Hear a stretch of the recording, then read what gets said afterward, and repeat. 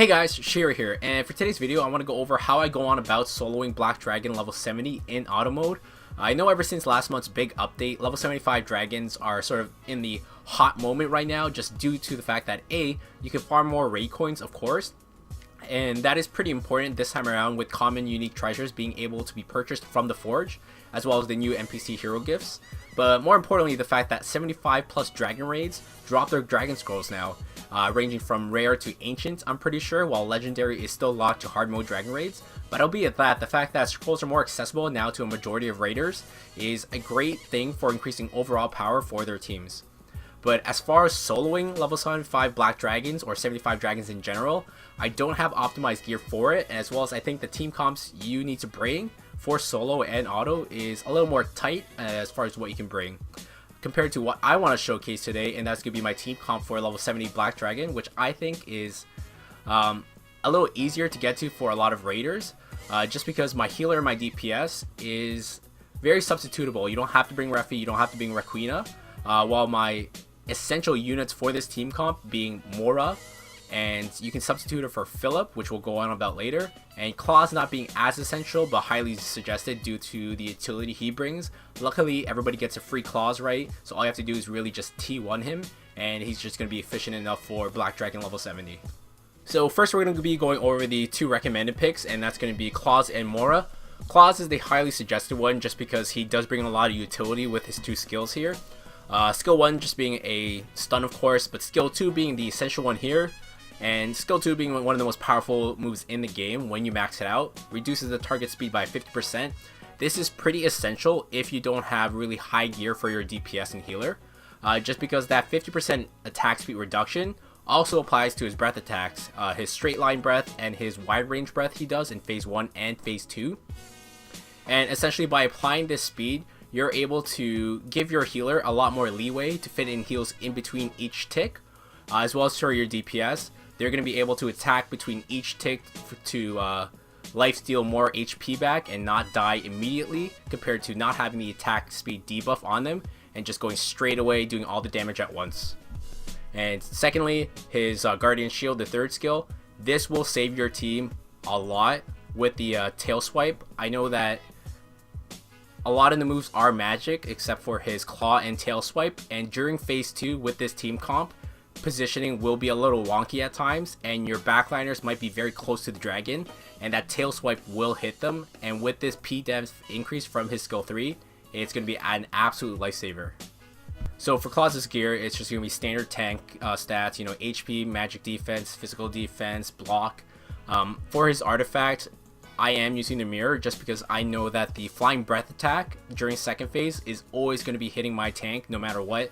This team does not revolve around CCing the boss down and making sure he doesn't get that off. It's always going to be going off, so I want to survive that with as much magic defense as I can. If you don't have the magic mirror, try something with the mask, sorry, the pumpkin mask if you have it. This one might work as well, the Orbs of Contract. But essentially that's what I'm going to be using to counter that. As well, I am using a ring, but if you don't have enough magic defense to survive that flying breath attack, go with one of the necklaces instead. Find one with a good amount of HP and magic defense and level it up and maybe awaken the piece maybe up to star 3, and you should be able to survive it fairly easily. Now we're going to go on the more essential pick here, and that's going to be Mora. Mora for this team comp is mainly a sub DPS. She's not going to do the best DPS, but we're not bringing her for that. We're bringing her for all her skills being very efficient in this fight. Her Hellfire skill 2 is going to be a magic defense buff, which is going to be pretty important for surviving all the breath attacks happening in the fight. Remember, we're not going to be knocking the dragon down, so all those breath attacks are going to go off. The wide range one and the straight line one, with the magic defense buff, it really helps negate a lot of that damage. But the most essential part of Mora is her skill 1 and skill 3. I'll showcase this as we're doing the fight, but essentially during the transition phase when the baby dragons come out and the big mama dragon flies up, her skill 1 and skill 3, the main purpose of them is to sort of reposition the baby dragons. It's either going to knock them way back or a lot of them to the side, left or right of the map. And essentially this is crucial for the flying breath attack. And why I say that is because when the big mama dragon comes back down, your tank's going to be repositioned to where the baby dragons get knocked back to. And the way that position is going to work is when she does her flying breath attack, which is always going to go off, it's going to totally miss your backliners. So that's why I said we're going to be stacking a lot of magic defense on our main tank, that is Claws, just so he can survive that flying breath attack. Mora, 9 out of 10 times, is going to die, but she serves her purpose as far as repositioning the baby dragons for us to get that perfect positioning where the flying breath attack is not attacking our back range. Mora can be substituted with somebody like Philip, just because I know Philip has a low cooldown knockback as well. Essentially, anybody who has multiple knockback skills, as well as them being on a low cooldown, you can possibly substitute Mora with them. The reason why I bring Mora is because she has 2 knockback skills, as well as she has that magic defense boost for the team. So overall, her utility is amazing. Now onto the DPS I'll be bringing. I'm going to be bringing Requena. And disclaimer now, I do have a 2-star unique weapon for her, as well as her unique treasure. But in all honesty, you don't really need a lot of DPS for this fight.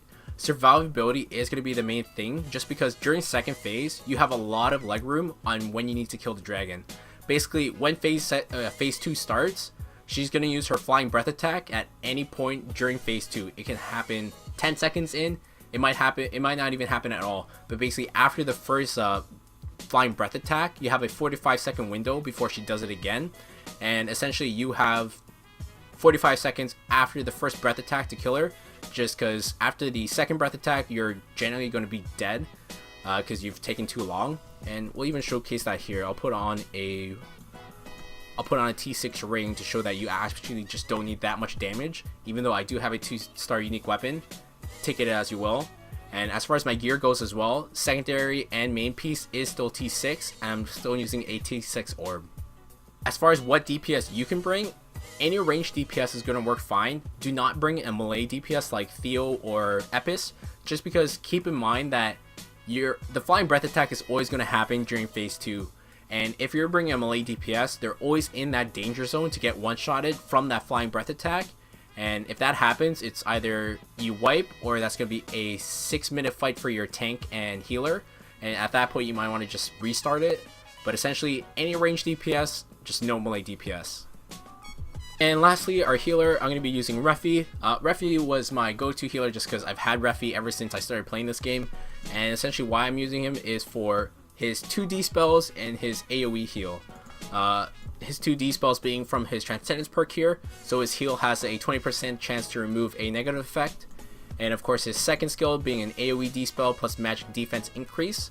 Why I think the D spell is really important in this fight is because that debuff he puts on your units not only increases the damage you take, but also decreases the damage you do. So if you have that consistently on you, you're doing pretty much 50% less damage, and you really don't want that. So you can either substitute Refi for maybe Frey, so you can block that with the shield.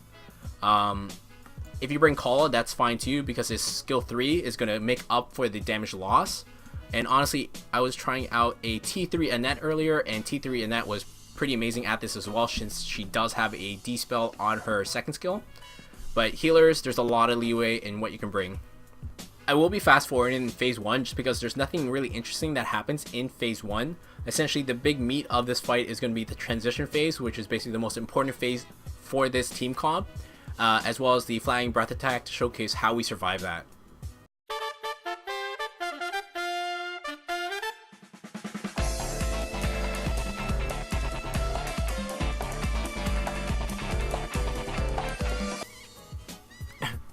So here comes the most important part of this phase, and that's the transition phase. So essentially, we want our Mora to have either skill 1 or skill 3 up during this part, and that's probably one of the best situations to have right there. So as the dragon comes down, you can see the way that she lands is going to be sort of on a big angle there, and that's essentially why we have Mora for that positioning. So when she flies up to do her dragon breath attack, it's just going to be hitting both Mora and our main tank. And that's basically ideal. Like I said, it has an 80% chance of doing this just because, you know, we'll have those odd times where both Mora's first skill and third skill is off cooldown. But honestly, it doesn't happen too often, and there's times where maybe the knockback didn't really do it as efficiently. But there goes the first breath. Both tanks were able to survive. Generally, Mora would die, but she did survive this time around. But that's really why we have Mora there, and that's essentially how we're soloing Black Dragon level 70.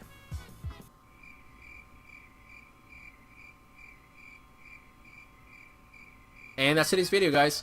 So just a little recap again. Mora is that essential unit just because she has the magic defense buff, but more importantly, she has those 2 knockbacks on 2 separate skills.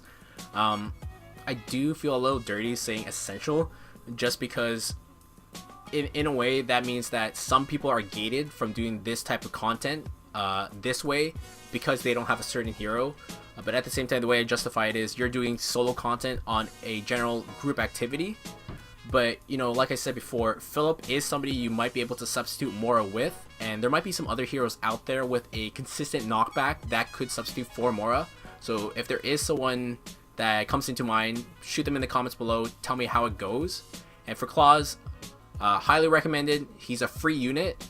I would suggest to 100 players out there, even if you're new, level up your Claws, get him to T1. T1 is all you need to make him efficient, and just max out his skill 2 and skill 3. And you got a pretty amazing tank right there. As far as your DPS goes, again, any ranged DPS, avoid avoid melee DPS. And your healer, any healer works. If you have a healer that can dispel, even better. If not, it's no big deal. It might just take a little longer.